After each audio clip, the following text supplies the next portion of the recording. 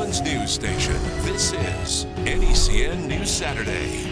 A very good Saturday morning to you. It is May 18th. Leslie and Tim are both off. I'm Justin Michaels alongside meteorologist Nellie Carreño.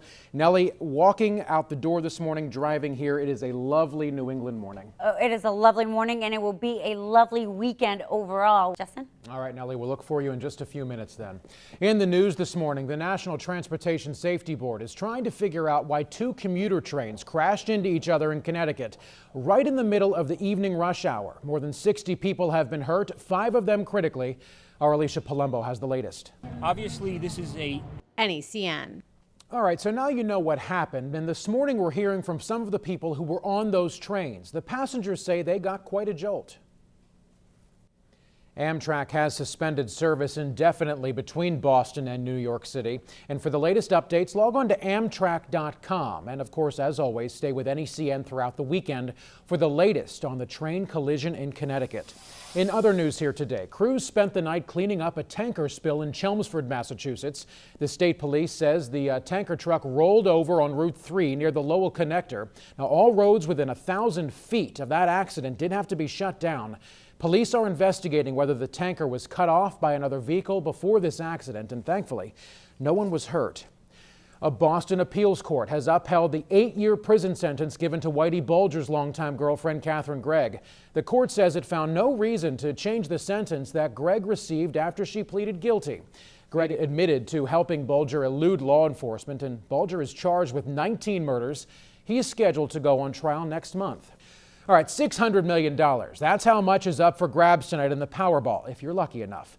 It's the largest jackpot in the game's history and the second largest lottery prize ever. So what do you need if you actually win $600 million? Our business editor, Peter Howe, has this story. For gamblers in 43 states, Republican lawmakers say they have even more questions about the IRS targeting Tea Party groups. The ousted head of the agency told the House committee that the targeting was not based on politics, but many people in that room weren't buying that. Lisa Myers reports. Please raise your right hands. That was Lisa Myers reporting. In other news here, Defense Secretary Chuck Hagel has ordered the military to recertify all 25,000 people involved in programs designed to prevent and respond to sexual assault. Among those offering solutions to the problem is Connecticut Senator Richard Blumenthal. He is a former Marine and has a son who is currently in the Marine Corps. Our Brian Burnell has this story. NECN. There are no injuries after a line of strong storms tore through northern Alabama. Now, people in the town of Athens reported seeing a tornado in the area yesterday afternoon. The National Weather Service hasn't confirmed that yet, though trees were uprooted, power lines did come down, and a shopping center was hit by wind gusts that blew apart a sign. Tornado victims in northern Texas will soon be allowed to return to their damaged property to salvage what they can. The storms killed 6 people earlier this week, and one of them, the youngest survivor, is a 6-year-old boy. Jay Gray has this story. Granbury, Texas. In lighter news here, a Chicago area man is trying to break the world record for the longest ride on a, wait for it, Ferris wheel. Clinton Shepard is embarking on a personal trek to greatness, a full 48-hour ride on the Ferris wheel at the Navy Pier. The current record is 30 hours and 35 seconds. His ride began yesterday afternoon, and if he's able to beat the current record today, the park will light up the pier and display of fireworks. Well, that sounds kind of nice. Have you ever been on that? I have. I have. You? You know, I used to live in Chicago, but Yeah. certainly not for 32 hours. Yeah, but hey, you know what I like about Ferris wheels? It's not all. It's just a simple ride. And Right, it's but if you're nice. scared of heights, Yeah, well, I or guess so. if you're with your sister when we were little and she would swing it, that wasn't very fun at all. That was a not very nice trick. Well, is it a good day to be on a Ferris wheel if there's one around the area today? Certainly, because it won't be too windy. All right, so don't look now, but the Red Sox have now won 3 games in a row. They needed extra innings last night to beat the Twins in Minnesota. With the game tied at 2 in the top of the 10th, Boston's Johnny Gomes hit a sacrifice fly to bring home the eventual winning run. It may not be the most exciting finish in history, but the Sox will take it. The final score there, 3-2. Ryan Dempster will be on the mound tonight. First pitch, 7:10. And the Bruins are getting ready for Game 2 of their series with the Rangers tomorrow afternoon at the Garden.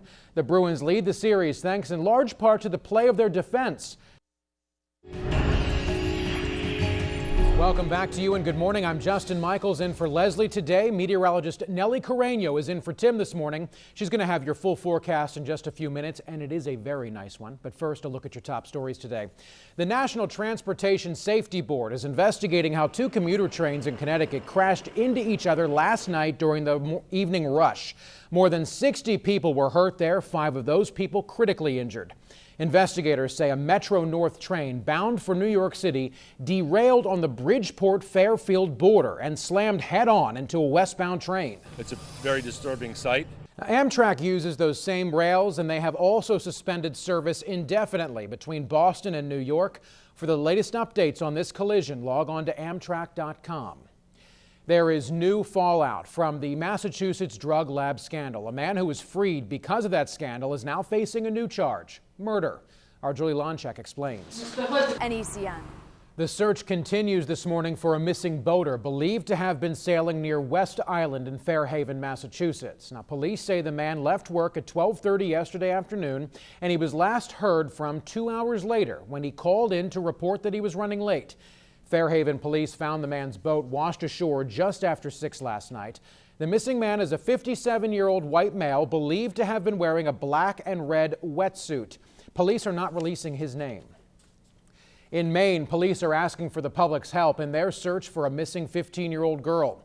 Officials say they want to hear from anyone who may have seen a black Ford Ranger pickup truck near Nicole Cable's home. That truck would have been seen between 8 Sunday night and 2 Monday morning near Route 122 in Glenburn. Cable was last seen Sunday night at her home. Her family says that she left to meet a person that she met on Facebook. We are going to continue to man. Police say they are still treating this as a missing person case and not an abduction. Family members say Nicole has run away in the past. Thousands of people will be at the Half Shell in Boston today for the annual Earthfest concert. This is the first major outdoor event in the city since the marathon bombings.